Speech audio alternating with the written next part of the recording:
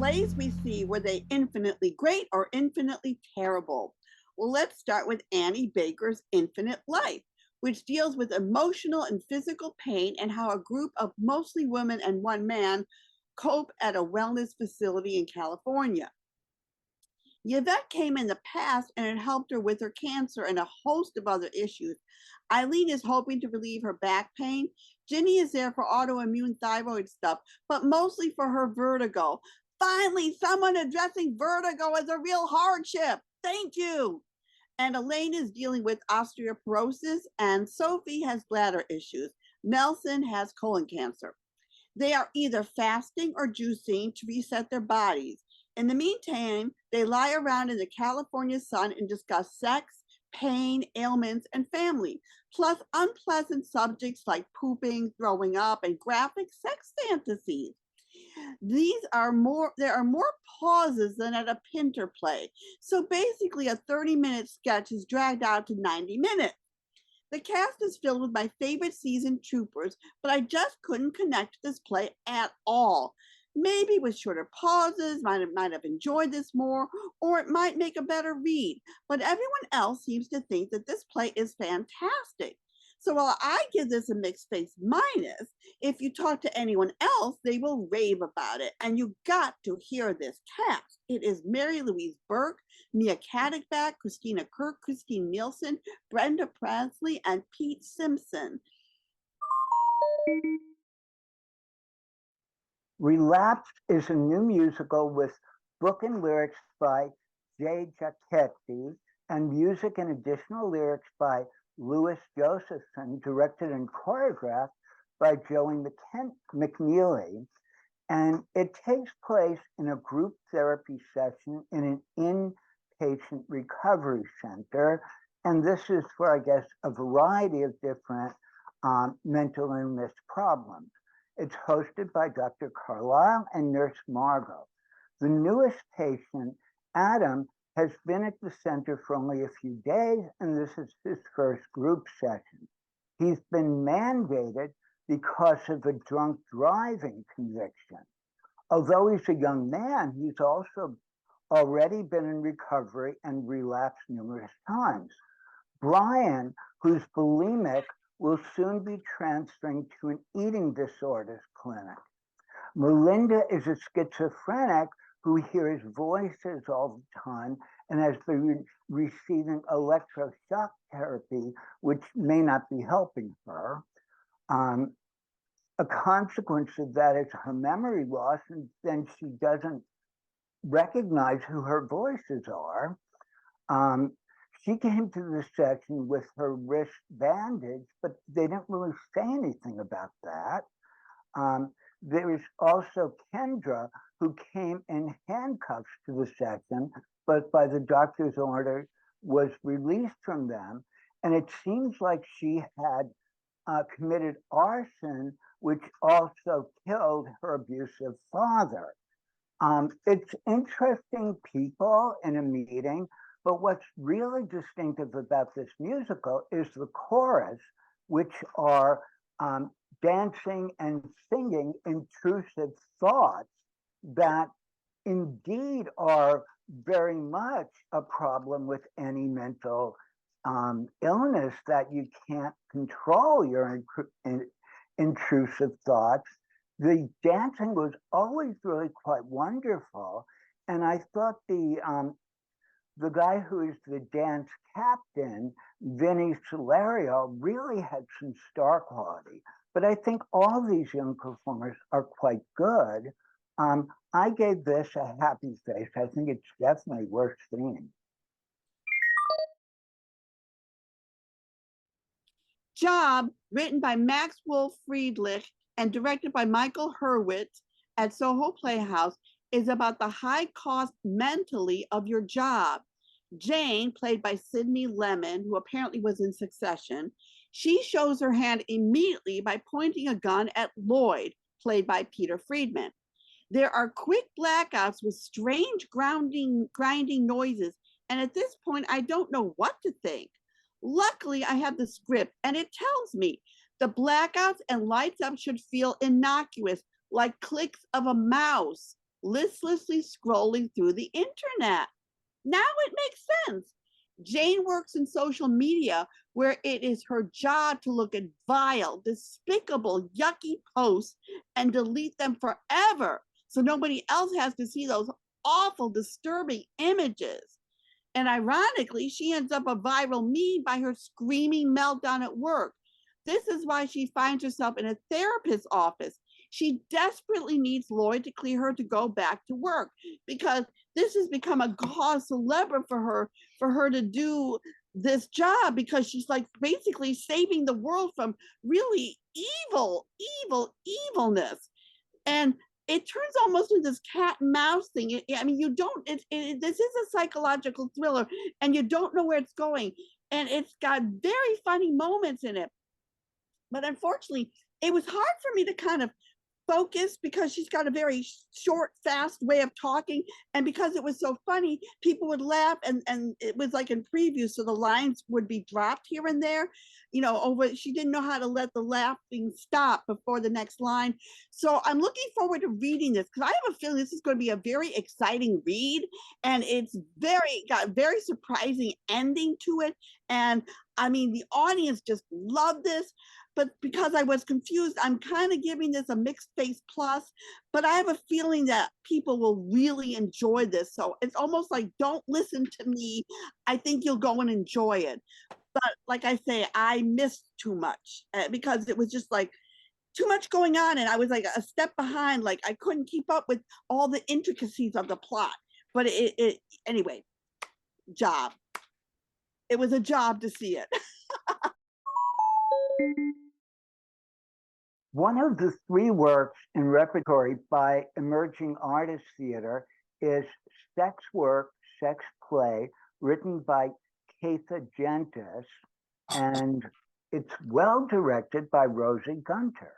And it's a sort of comedy farce type thing about a group of interconnected individuals who are seeking sexual fulfillment, love, friendship, and/or financial advantage.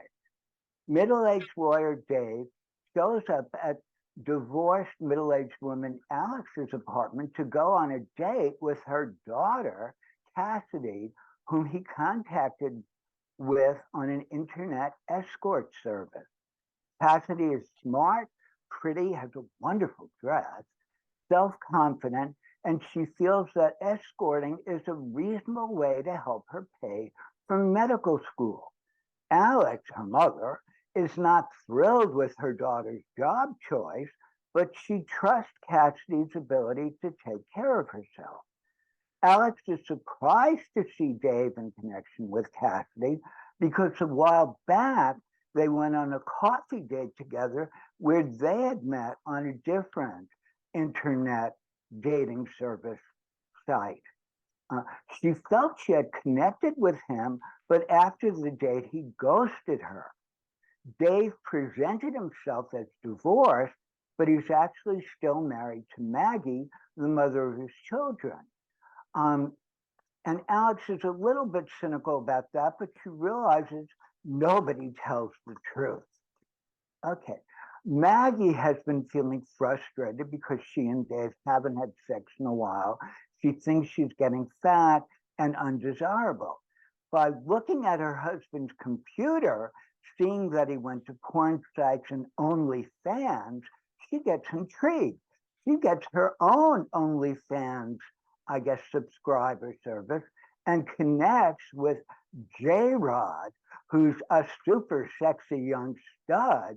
And can he help her revive the sex in her marriage by learning how to be sexy with him? It's a fun play. I wouldn't have seen it except I made a mistake about going to something else, but I actually quite enjoyed it. So I'm giving it a happy face. And continuing at musicals and Mufti, we now have Lieutenant with book, music, and lyrics by Chuck Strand, Eugene Curti, and Nitra McAuliffe, and is directed and choreographed by our favorite at the York, Bill Castellino. This is a 1975 rock musical about Lieutenant Callie and the My Lai massacre. It sounds like a terrible idea for a musical, right? Wrong. This was powerful, well written, with a hard driving score. Lieutenant is out of a job and the army looks like a good opportunity for him. The recruiting officer makes it sound very appealing with its travel to a tropical isle in the soft shoe number, join the army. The OCS trains the recruits to kill before sending them off to Vietnam. And the captain instructs the lieutenant to go to My Lai, where he heard there were enemy soldiers, and to deal with them. Naturally, the lieutenant thought that meant to kill everyone.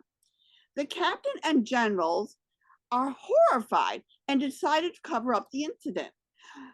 A GI, though, writes many letters to reporters and Congress to uncover and bring justice for My Lai. The lieutenant is brought to trial. Will he be found guilty? This brings up such complex emotions. This man is pilloried for slaughtering a village.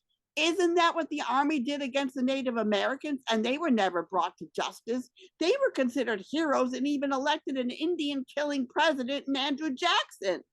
And then there is the I was just following orders, which brings to mind the Nazi defense. What he did was vile, but war is vile. It's interesting that the war ended in 1975 when this very strong anti-war musical came out.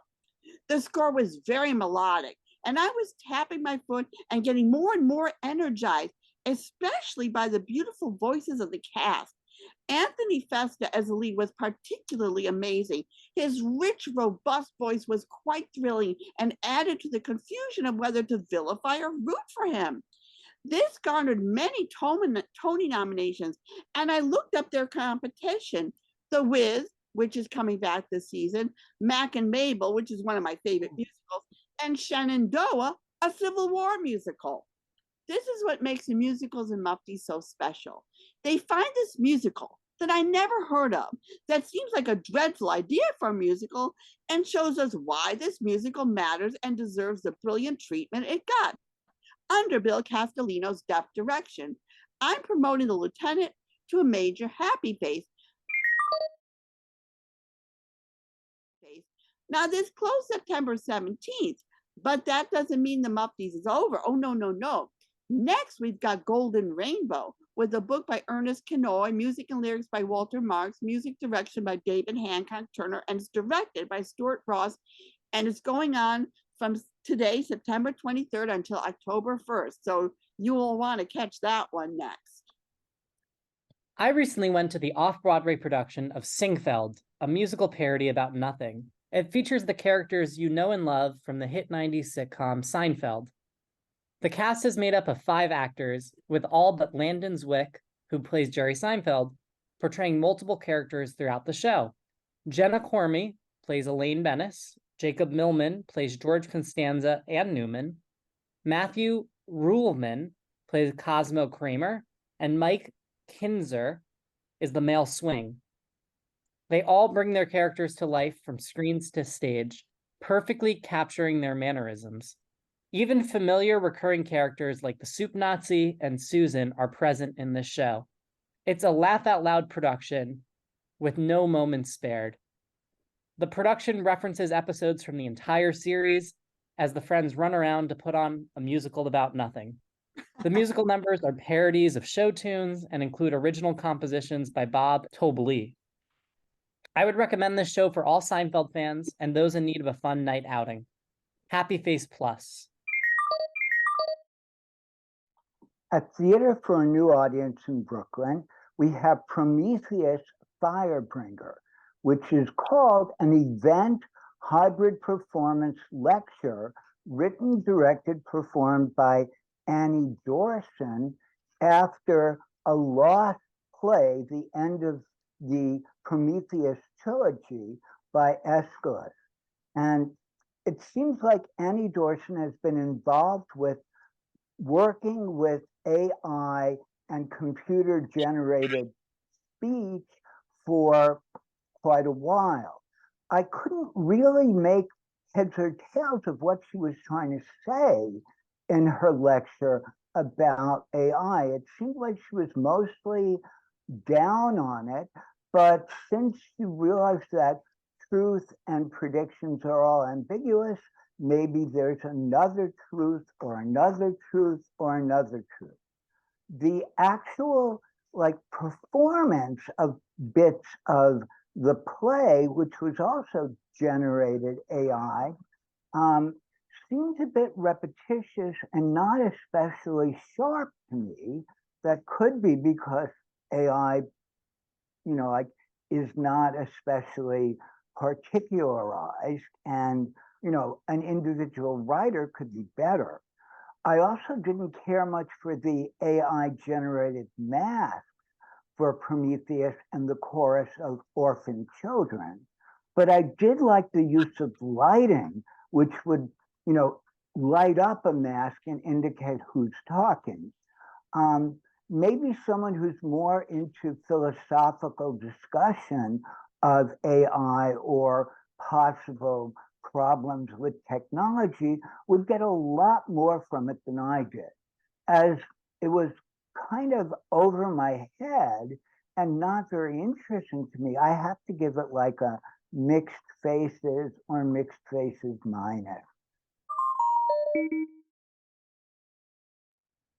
Here we are with Dalton Dale, who has put together this rather extravagant and unique horror show called TerrorVision. So you have to tell all the people about this exciting experience that you've made. Sure, I'd love to. TerrorVision is New York City's largest haunted house. We are actually a 3-act immersive experience, and each act kind of takes place over its own haunted house. So when you come in, you go through 3 different chapters, if you will, in this one narrative story, all about this director called Bobby Castle and his horrific snuff films that he makes at Horrorwood Studios, and how all of the actors seem to go in, but no one ever comes out. So that is TerrorVision. It's a fun time. It's all about coming in and having an audition, maybe making Into the Pictures or on the cutting room floor.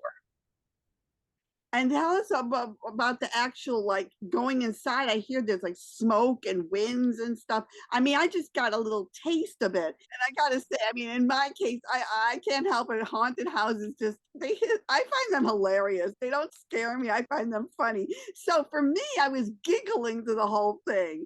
So, but tell us all the cool effects you're gonna have. Sure. I love that you say that you were giggling through the whole thing. Haunted housing is all about giving people an escape, right? We want you to come in and take a break from your normal life that's full of stressors. And some people scream it out, and I love that you're giggling it out. It's very funny. But when you're coming in, we want you to be fully transported. So we do implement fog and wind and rain and snow. And as you're going through the experience, you'll get to encounter all of these giant creatures and 10-foot tall monsters and huge snakes and crazy rats that burst out of the wall. What made you come up with this idea in the first place? Oh, great question. I have the best job in the world. I get to work with the best team members in the world, from my co-producer, Trevor, to our production manager, Kyle, and my artistic directors, Bill and Katie. They're the best of friends, and we care about each other. And to be able to go to work and say, guys, I have this really crazy idea, and then to have them support it and bring it to life is such a rewarding experience. But for TerrorVision, every year, the haunted house brand, which is called Terror, just terror in general, we create a new story. And last year we were Bedlam, which we took you through this abandoned mental asylum, which the ghosts of the dead were still haunting. This year we wanted to do a retro thing and get you sucked into the television screen and behind the scenes of the movie.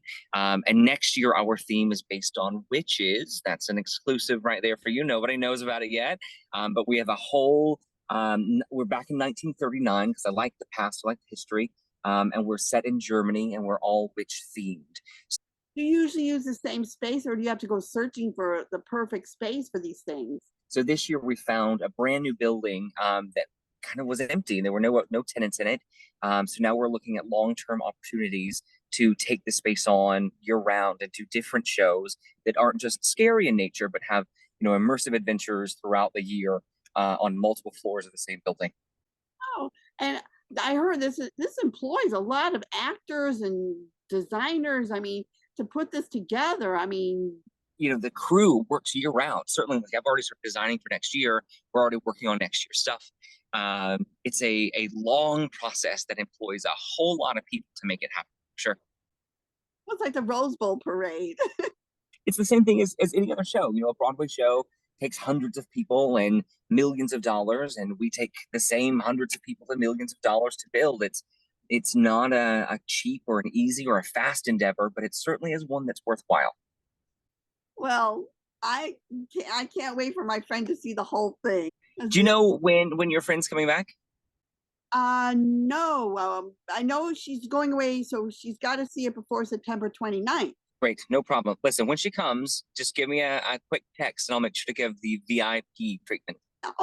We should say kids, because I mean, for me, I found it funny, but kids might be scared. I don't know. So what do you think? It's a great question. So we get it all the time. This is what I want to say. We recommend ages 13 and above. But at the end of the day, the parents know their children better than we do. So if a child wants to come in or a parent wants to bring the child in, I'm not going to say no. Obviously, if it's a toddler or someone in a stroller, no, it's not happening. But if it's, a 7 or an 8 or a 9-year-old or a 10-year-old, and the parent thinks, hey, my kid loves The Walking Dead, my kid loves horror movies, they're not scared, they know it's make-believe, then that's fine. But I'm also going to give a disclaimer. I'm not responsible for the therapy bills to come over the next 20 years. I am always warning people about vertigo. If you got vertigo, if you can't deal with strobe lights because they'll set off a seizure, really, unfortunately, you'll have to miss it. I mean, I hate to tell people not to see something, but in this case, for your health reasons, yes, you can't. I'm sorry. It's extremely important. We have a huge warning banner before you go in the front doors, and it says if you have a medical sensitivity to strobe lights, asthma, back or neck problems, heart problems, you don't like sudden loud noises, sudden movements, pitch darkness, claustrophobia, you're afraid of heights. There are a ton of things that people could be affected by, because at the end of the day, it is an intense emotional experience. And we do use some of those elements like strobe lights and fog and scent and wind, and people might be averse to them because they have a medical condition. So if you do have those, please don't come. For your own health and safety, just don't do it. Mature subject matter too. It's not a walk in the park. It's certainly a trek through the jungle where things may seem perilous. Obviously, they're safe, but if you do have an underlying medical condition, definitely advise the warning and heed that, and don't come in for sure. But send your friends so they can tell you about it. You can experience it. Always send your friends. Please send them. Aaron Posner's Stupid Fucking Bird, which High Drama has loved for years. Mark Savitt and Bob Criso saw it in 2016. Bob Criso said that it was hilarious, intelligent, inventive, and a playful take on Anton Chekhov's The Seagull, making that revered classic relevant to the 21st century. The themes are essentially the same: the search for love and meaningful art while immersed in emotional misery. Underneath all the humor, the pathos is always there lurking. His advice about this play is don't miss it. And Mark said that the full production of this at the Pearl Theater, which sadly is not gone now, it's even a more wonderful experience than the reading about a year ago. The funny bits in the ukulele song that Mosh sings are even better than I remember.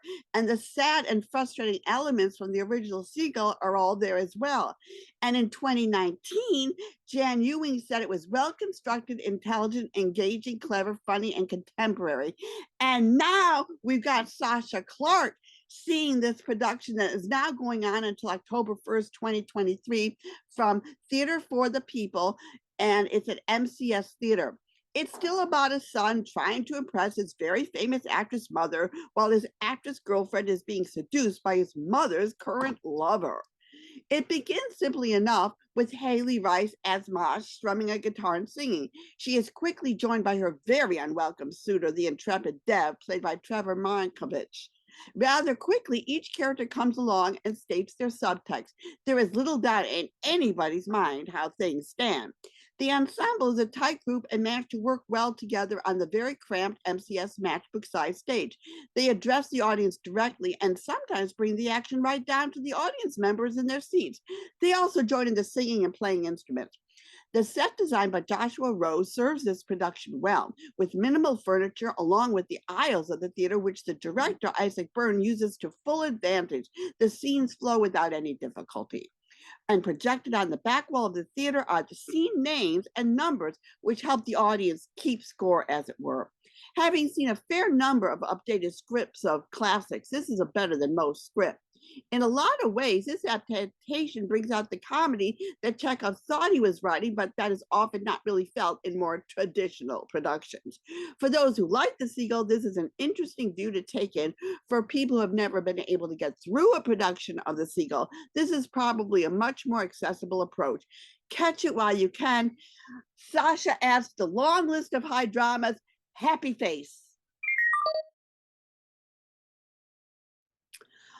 Also playing at Soho Playhouse along with Job is Riding on the Stall till September 23rd, immersive drinking musical till September 30th, which, by the way, Benjamin Laufer adored, and Joni Mitchell, Take Me As I Am till September 24th.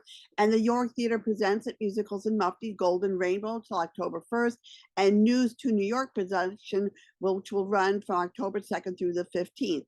And in rep with Sex Work, Sex Play that Mark saw, you've got Anne Being Frank and Doris Day, My Secret Love, going on till October 29th.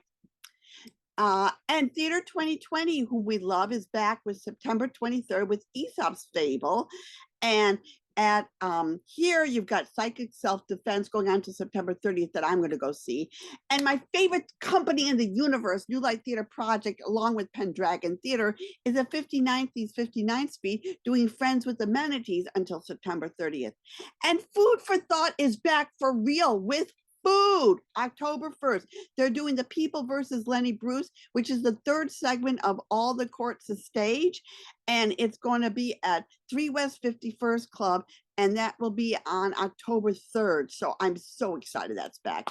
And Scott Siegel's still at 54 Below with his 54's Broadway's Greatest Hits, September 23rd, and a bunch of other stuff coming up. And Cheyenne Jackson's going to be there September 23rd. So much going on. I can't even tell you all about it. So just go to my Facebook page and see it there.